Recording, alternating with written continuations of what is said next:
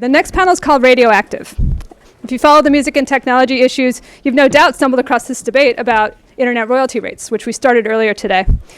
We heard from Tim Westergren from Pandora, who's amongst some organizations pushing for a change in the standard used to determine rates for webcasters. During this panel, we'll hear from other voices who say this switch would have a huge negative impact on artist compensation. Like is the case with many pieces of legislation, there are a lot of moving pieces to the recently introduced Internet Radio Fairness Act, which is why we've assembled this panel to discuss it today, to not only bring the specifics to the bill would do, but also the concept of fairness in broadcast royalties in general. Please join us in welcoming Kurt Hansen, CEO of AccuRadio Radio and the publisher of RAIN, the radio internet newsletter, David Lowery from the University of Georgia and the bands Cracker and Campervan Beethoven, Michael Petricone, Senior Vice President of Government Affairs at the Consumer Electronics Association, Patricia Pollack of Counsel at Breedhoff and Kaiser and Associate General Counsel of the American Federation of Musicians, and Colin Rushing, General Counsel of Sound Exchange. Chris Richards, pop music critic at the Washington Post, will moderate this discussion. Hi, everybody. How you doing? I was asked to do this kind of at the last minute, and this is an issue that I'm not as familiar with as I wish I was, so hopefully my ignorance will reflect your curiosity about how this works. So just imagine that a child is up here asking these people questions, and if that doesn't work out, we'll, maybe 10, 15 minute, you guys can show me the flag, and we'll turn the questions over to you, and we can get down to the bottom of this what seems like a pretty naughty issue. So, Knotty. Internet Radio Fairness Act. This is a bill that was introduced on Capitol Hill earlier this summer. It seeks to abolish the current royalty rate setting for webcasters, and instead it wants to base those rates on webcasters' gross revenue, from what I understand. Pandora and Clear Channel are on one side. They're behind this because it's going to save them money, but artists might not be down with it. This could mean less revenue for them. Obviously, streaming royalties are becoming a growing source of income for musicians in a struggling marketplace and climate. And basically, it seems like maybe some folks are searching for some consistency among platforms. So I guess my first question, I will, since Michael is the first guy that I met today when I walked in the door, I'll turn it to him first. Can you just tell us, from your vantage point, what is the Internet Radio Fairness Act? What will this legislation do?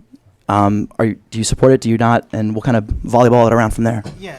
First of all, I represent the Consumer Electronics Association. We are the voice of the tech industry in D.C. We represent manufacturers. We represent online services. We represent internet radio services. We represent retailers, brick-and-mortar retailers and online retailers. So pretty much if you're anywhere in the tech chain, we represent you. We're also the ones that put on the International CES every year in Las Vegas, to which everybody's invited to. We'd love to see you there. It's a fantastic show. For us, we have an interest in seeing a vibrant, online, sustainable music economy, right? Because all of our members benefit, whether they're hardware members, whether they're streamers. We're interested in royalties getting paid, musicians getting paid, and in a sustainable, healthy online music economy. You don't have that today. If you look at Pandora, who is one of our members, they have 75% of the online music market. In part, they have that because they're good, but not just because they're good. It's because that under the current royalty system, you would have to be nuts to get into this marketplace. And that's not a healthy place to be. And what we hope to see is you rationalize the royalties, you make it more of a reasonable business proposition. There's more investment, there's more services, and in the end, the objective isn't to have a Pandora, it's to have 100 Pandoras or 1,000 Pandoras, and to have an ongoing healthy ecosystem of businesses that pay money to musicians. And we hope that by rationalizing the royalty structure, right now the royalties were put into place when internet music had just come about. And the royalties were put into place back primarily by record label lobbyists, who at that point saw the internet music structure as a competing distribution platform, and they put in royalties that were discriminatory. So if you're cable, you're paying 5 or 10. If you're satellite, you're paying 5 or 10%. If you're an online streamer like Pandora, you're paying over 50% of your revenues in royalties. And I'm not going to opine as to whether that's like a sustainable business model, but a lot of smart people have, and I would encourage you to get on the internet and look around. It's very tough to have a sustainable business that way. And what we hope this legislation does is put things on a sustainable footing so we can go forward with this business model in the future. Colin Rushing, I met you second today. That's how we're doing it here. For or against this bill, and why? And from what you just heard, what's your stance on this? Sure. So we are against the bill. So I'll just say that so here's the basic background for those who don't know. So we're talking about basically the rules of the road for the statutory license for the use of sound recordings. So what's a statutory license? It's something the government gave to services like Pandora. For most types of digital music services like Spotify's on-demand service, Apple for iTunes, they have to go and negotiate with thousands of different record labels to get the rights that they need to sound recordings. But for digital radio, Congress said, you know what, you do not have to go to thousands of individual record labels.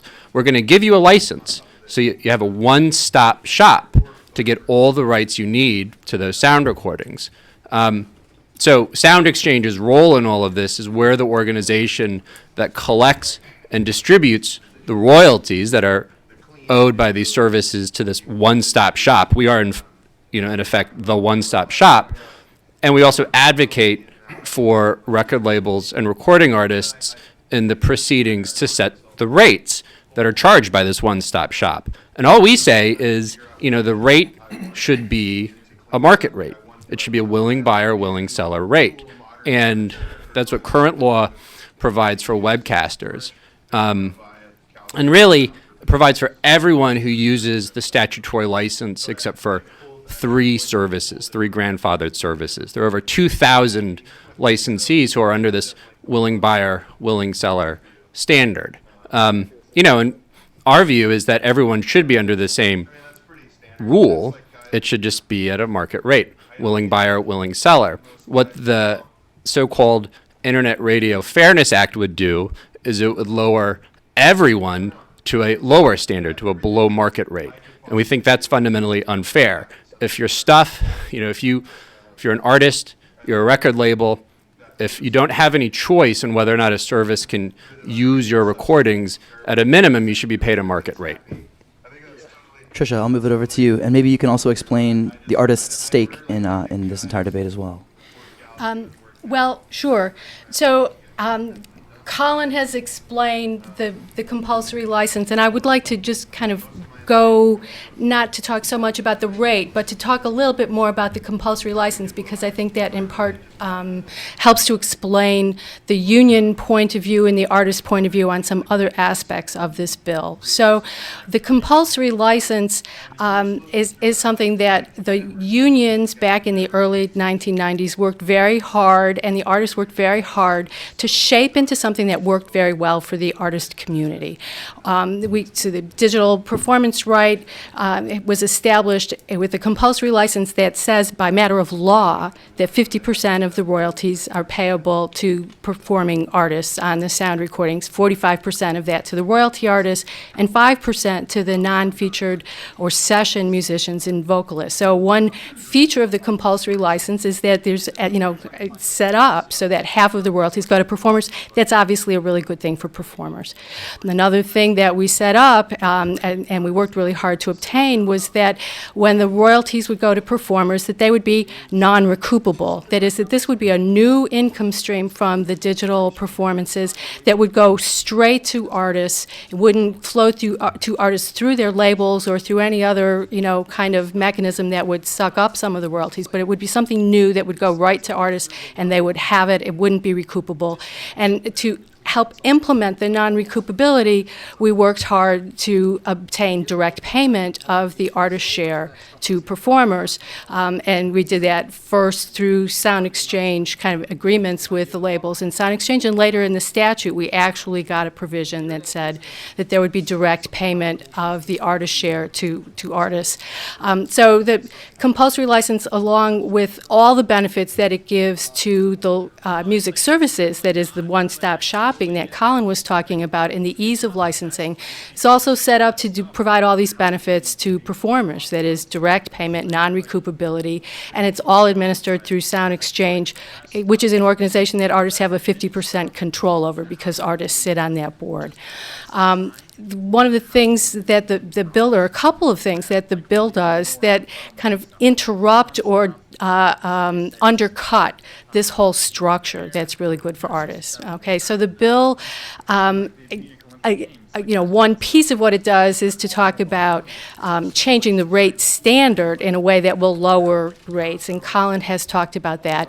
But it does a lot of other things too. It sort of aims to disrupt the whole rate-setting litigation structure so that the only evidence that the judges can look at is evidence of direct licensing that goes around the Sound Exchange compulsory license and is not subject to direct payment, is not subject to non-recoupability, is not subject to any sort of artist control. And that's just something that's, antithetical, I think, to artists' interests and is, not supportive of the artist community. If the only kind of market that the judges can look at in setting a rate is a direct license that says, okay, I can pay the compulsory license rate, and I'll never have to pay more than that to get the music, but I want to go and enter into direct licenses with all these other individual labels to undercut that rate. And I'm going to do that direct license, and then I don't have to pay the artist 50%. I don't have to have them paid directly, and there isn't artist supervision over how the artist payments are going to work out, or how any of the administration is going to go. That is not good for the artist community. The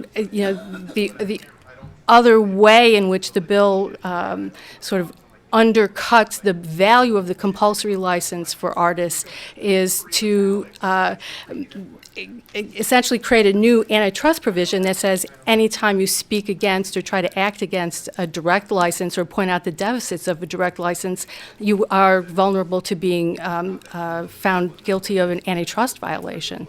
So, from the artist's point of view, even getting beyond the rates, there are a number of kind of snake pits in this bill that are bad for the artist community. Before we get any further deep into the weeds, I'm wondering if maybe we can zoom out a little bit. And Kurt, if you can help me with that. Again, imagine a child up here asking you this question, but terrestrial radio, from what I understand, it pays songwriters, it pays composers. In the digital space, performers are paid for their work. How did this disparity begin, and why is it? Why? Well, I want to go back even one step further, which is the purpose of copyright law, which is not to maximize revenues for Pandora or maximize revenues even for labels or musicians. It's to maximize the availability of creative works to the public. That's what this is really all about. And it's generally done by saying if it goes to royalty hearing at the Copyright Office, there should be there's a standard called 801B, not to be confused with NCC 1701D.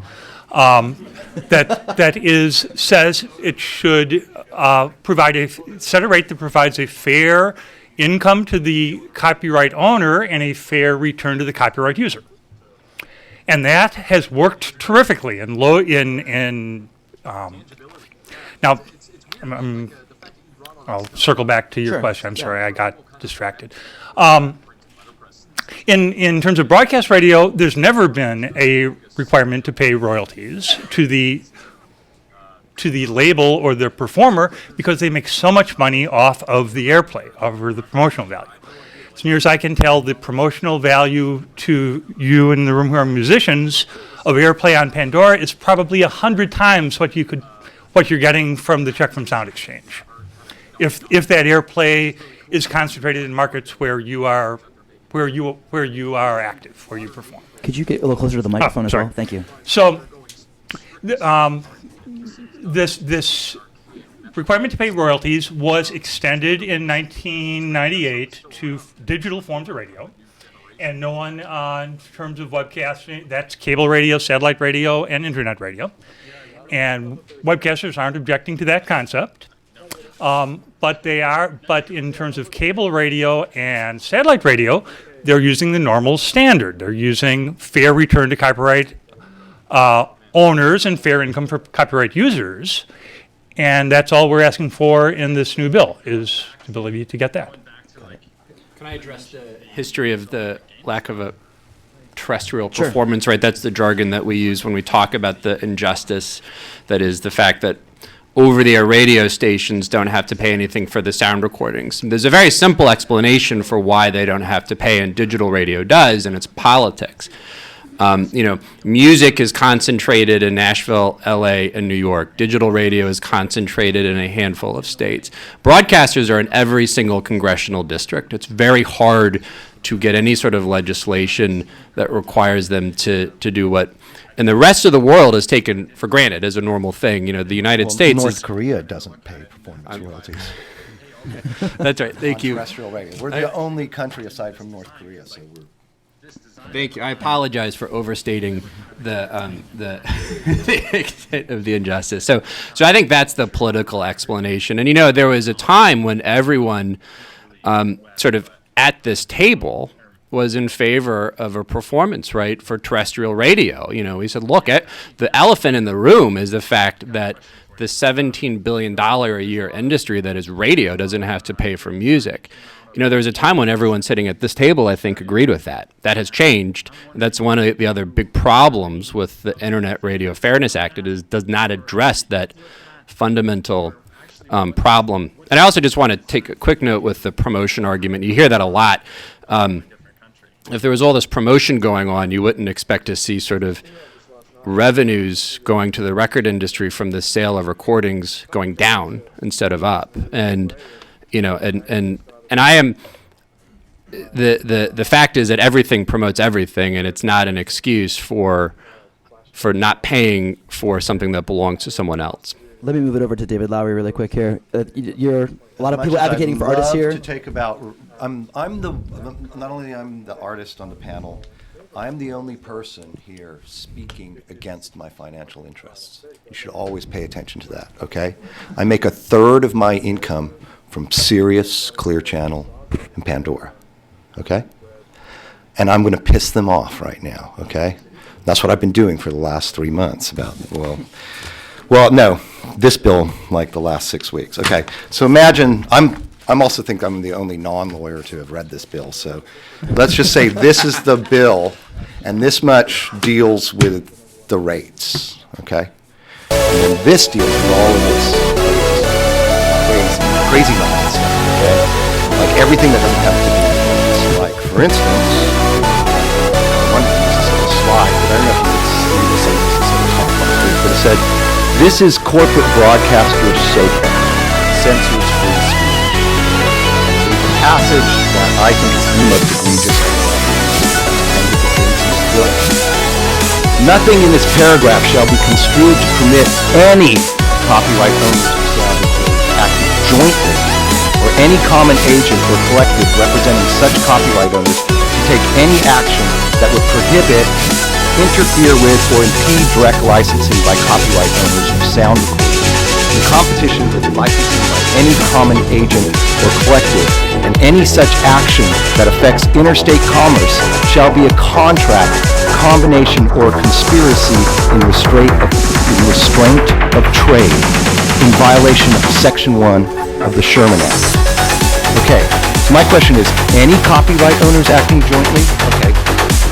Is that, so obviously that's aimed at people like Sound Exchange, it's probably aimed at Sony Music, but the way it's written, it says any copyright owner. So this could be a musical group. What if my musical group, Cracker, Campbell and Beethoven, decides that we want to write something about a direct licensing deal going on? We would be threatened with prosecution under the Sherman Act. What does that do to free speech, people? Any copyright owners, so is that an alliance between two indie labels? Is that a band? What is it? Okay. What is impede? In the case of the American Association of Independent Musicians versus Sirius, it was simply doing that. It was speaking out. This section in this bill is to codify a lawsuit between Sirius and the American Association of Independent Musicians. That's what this is. This has nothing to do with rates. If you've been around Washington, D.C. long enough, you know what agency capture is. This entire bill, this is about rates. This is about agency capture. It's about the broadcast industry taking over the copyright board process. Kurt, you're trying to flag me down. What's Yeah, what's on your mind? the point of that, as I understand, I think David's right that the language is imperfect. But what it says, what it's trying to do is say that right now in the DMCA, major labels have a specific right to collude and are exempted from any antitrust if they do collude to try and deny direct licensing. What that paragraph is trying to do is prevent them from having an antitrust exemption. But if it was fair, it would prevent the other side from doing that too, Yeah, and it well- does not. And I think it's actually really funny that a company like Sirius, which is a monopoly, is trotting out the Sherman Act, which is an antitrust act, to use against its opponents. Come on, people, this is newspeak. Anybody ever read Orwell? Newspeak, that's what this is. So in terms of I just don't think Sirius is even involved in this bill. I've never heard any word of support for them on What do it. you think? anyone beg to differ? Well, and I'm not. I mean, it's right here. You can look on my website and read it. I mean, it doesn't require a law degree to understand what it says. I What mean, it really does is it turns the regime upside down, because the digital performance right and the compulsory license were set up where the basic majority regime is the compulsory license, the one-stop shopping. It's easy for services. They come, they pay, they register. That's all they have to do. They don't have to negotiate with thousands and thousands of people. And then the artists get the benefit of, the certainty of the payment, the clarity, direct payment, and non-recoupment. That's the governing regime. But what David is talking about is trying to flip the regime and make the governing regime, back into the dark old days of many, many, many individual negotiations between services and record labels, and in ways that cut out the artists, cut out the direct payment to the artists, drive down the rates, and reduce the pie for us. It's like flipped reality. and if we don't have that in there, like for instance, 75,000 albums were released last year. What were 800 of them released by major corporations? The rest were released by bands directly, or independent bands, or small independent labels. It would prevent us from speaking out if the major labels had advantageous licensing deals with Sirius and stuff like that. Plus, there's a whole matter of that digital doesn't prevent payola. So we're already at a disadvantage. This hurts the little guy and censors free speech. That's all there is to it. It needs to go away. Colin wanted to If chime I in. could- I'd like to just address the. I got you right next. Yeah. Colin, go for it. Real I quick. just want to address the policy argument behind the antitrust exemption that Kurt was talking about. He talked about the existing law allowing record labels to collude. Well, collusion happens when people can get together and set a price. That's what antitrust law is directed to. If you have competitors getting together and setting a price. Well, under the statutory license, record labels do not get to set the price. They don't even get to say no. The price is set by the Copyright Royalty Board. We participate in proceedings as to what the price should be, and we present evidence from competitive markets where there is competition as to what the price, is what the market price should be. But at the end of the day, the government sets the price, not the record labels. And so, one of the Kurt talks about describes this provision as just eliminating the ability of record labels to collude. What he's really saying is that the bill gives services all the benefits of a rate court, which is basically a cap on prices, while trying to eliminate the ability of record labels to actually participate in a fair way in a process to figure out what that rate is. So I just want everyone to understand, no one is saying that record labels should be able to collude. We have a rate court that sets the price. Michael. Okay, just a couple of quick points. Number one, there is no intent in this bill to step on anybody's free speech. If you look at the congressional, But it does. But it does. But let me finish. I didn't That's the interrupt way you. it's written. I read the text. You can't just make shit up. Yeah, but we let him finish this. Let him But you finish this can't point, make please. shit up. Okay, Well, let him finish wait, his point really let quick. me know when I can talk. Can I talk now? Yeah. Okay, thank you. So if you look at the sponsors of this bill, people like Senator Wyden, you heard from this morning, people like Congressman Chaffetz, they're among the bigger free speech advocates in Congress, and the ones who led the fight against soap and PIPA. So if there's anything in the bill that inadvertently does that, we can look at it and it gets fixed. There is a larger issue here, which kind of gets lost in the minutia of the copyright talk if you're not a copyright lawyer, which is you got a number of services that pay royalties at very low rates, whether it's cable or satellite or whatever, and then you have one service, internet radio, that pays royalties at a very high rate, right? So the system is discriminatory. That's a fact. So Pandora. No, let me. When I'm done, you can talk. I'd love to hear you talk. Let me just finish. So Pandora is a publicly traded company, right? It is not a secret they're not making money. I think that's our problem is that you currently have an unsustainable situation. And if I may add, and I've been somewhat taken aback by the vituperative nature of this debate, and Dave has been very articulate about why people downloading music and not paying for it is a bad thing. Pandora's one of the good guys, right? They pay hundreds of millions of dollars in royalties. They pay 5 or 6 figures in royalties to bands you've never heard of. And I'm talking to an audience full of music geeks. So that is the kind of service that we want to keep around. And the debate, the actual debate here isn't between should Pandora pay like at this level or should Pandora pay at that level. It's do you want royalty-paying internet radio services like Pandora around or not? Because that's the choice. And I would hope that we could collaboratively come together and figure out how to make this business model a sustainable business model so that this business stays around and grows for years and years. Kurt, do you think that internet radio becomes it goes into jeopardy, it becomes in peril if... Yes, it is definitely imperiled. For one thing, it was interesting to hear Michael talk. Internet radio plays far more independent artists and working musicians than any other form of radio. This is the form of radio you should most want to support. It's got the ability to geo-target the songs it plays to the markets in which you perform, for example. But right now, it's in big trouble. It's gotten virtually no venture capital investment in the last few years. There isn't a single webcaster, including Pandora, who can afford to market to grow the audience. A thriving internet radio segment with reasonable royalty rates that are good for everybody is the best thing that could happen to working musicians. This is the thing you should be on the side in favor of, not opposed to. If internet radio went away tomorrow, if Pandora went away tomorrow, there's still plenty of other choices out there. Artists can stream their own songs off their own websites. This is a false argument. But personally, what I want to say is that I would rather have free speech than the money, if you're going to get down to it, right? Well, let's zoom out. I would rather like to preserve my right to free speech, to be able to negotiate, to speak about that, and to speak about with other artists. And I think it's completely disingenuous to say there's one service that doesn't pay this rate. There's 1,800 webcasters, and there's 3 people that pay the lower rate.